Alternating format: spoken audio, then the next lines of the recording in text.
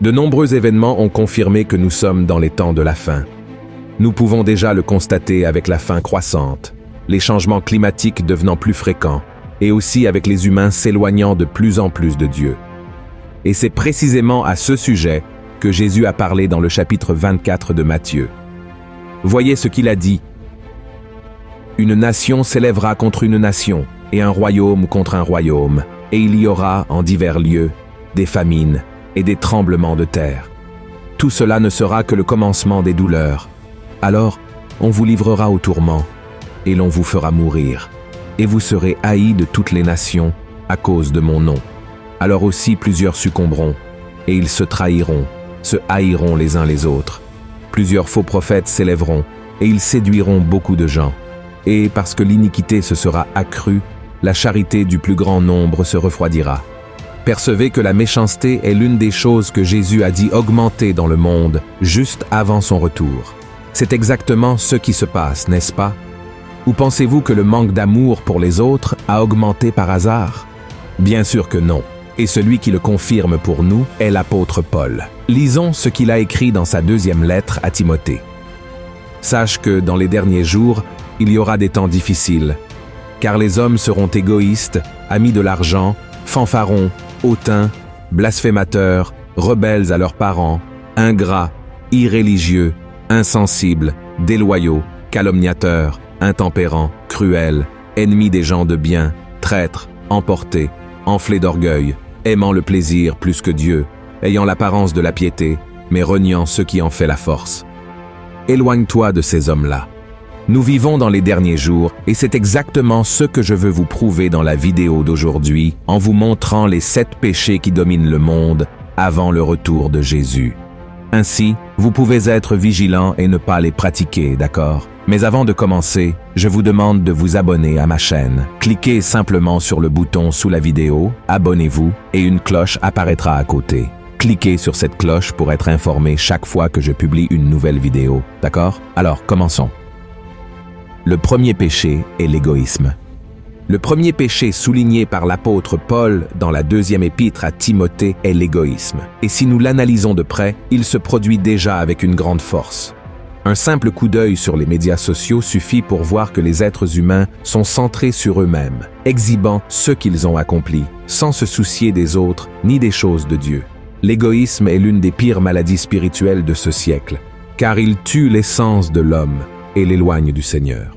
Il va à l'encontre des principaux commandements de Jésus, qui sont d'aimer Dieu de tout son cœur et son prochain comme soi-même.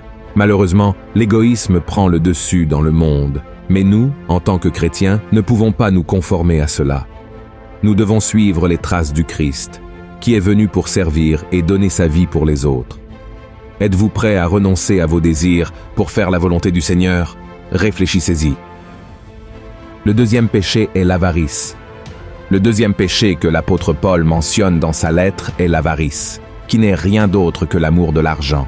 Et à un autre moment, l'apôtre Paul a dit « Car l'amour de l'argent est une racine de tous les maux, et quelques-uns, en étant possédés, se sont égarés loin de la foi, et se sont jetés eux-mêmes dans bien des tourments. » Avez-vous déjà pris le temps de réfléchir à la quantité de crimes commis dans le monde chaque jour à cause de l'argent?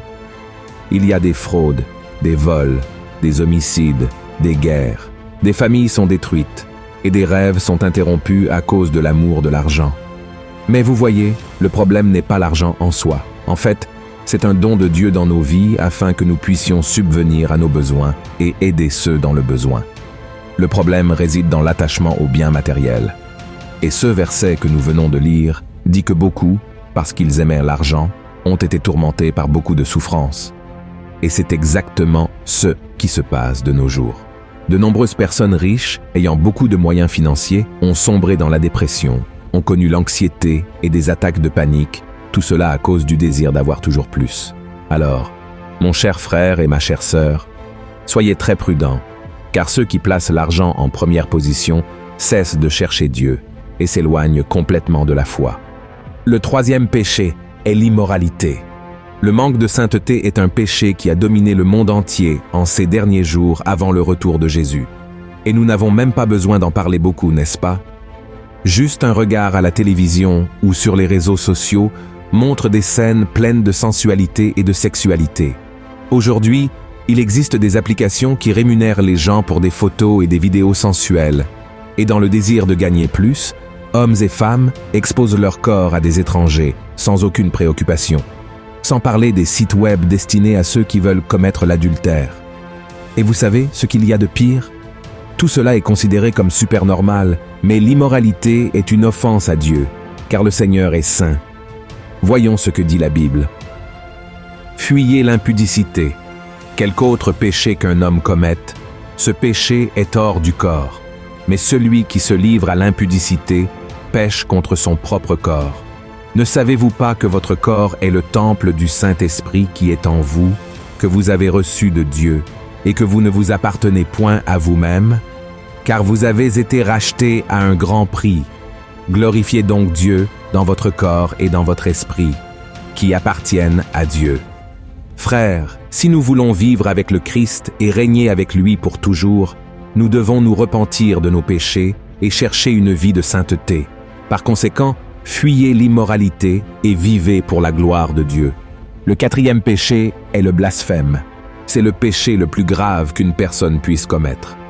Malheureusement, nous le voyons se produire tout le temps, dans les feuilletons, les films, les séries, la musique et aussi sur Internet. Voyez ce que Jésus a dit. C'est pourquoi je vous dis, tout péché et tout blasphème sera pardonné aux hommes, mais le blasphème contre l'Esprit ne sera point pardonné. Quiconque parlera contre le Fils de l'homme, il lui sera pardonné. Mais quiconque parlera contre le Saint-Esprit, il ne lui sera pardonné, ni dans ce siècle, ni dans le siècle à venir. Blasphémer, c'est parler mal, maudire, offenser, inventer des mensonges. Et nous savons que les pharisiens faisaient cela tout le temps contre Jésus. Mais le Christ lui-même a dit que même cela pouvait être pardonné. Le grand danger était de blasphémer contre le Saint-Esprit. Vous savez pourquoi? Parce que le rôle du Saint-Esprit est de convaincre l'homme du péché et de le conduire à la repentance. Et pour être sauvé, une personne doit se repentir de ses péchés. Celui qui blasphème contre le Saint-Esprit ignore le seul qui peut le convaincre d'abandonner le péché et de recevoir le pardon.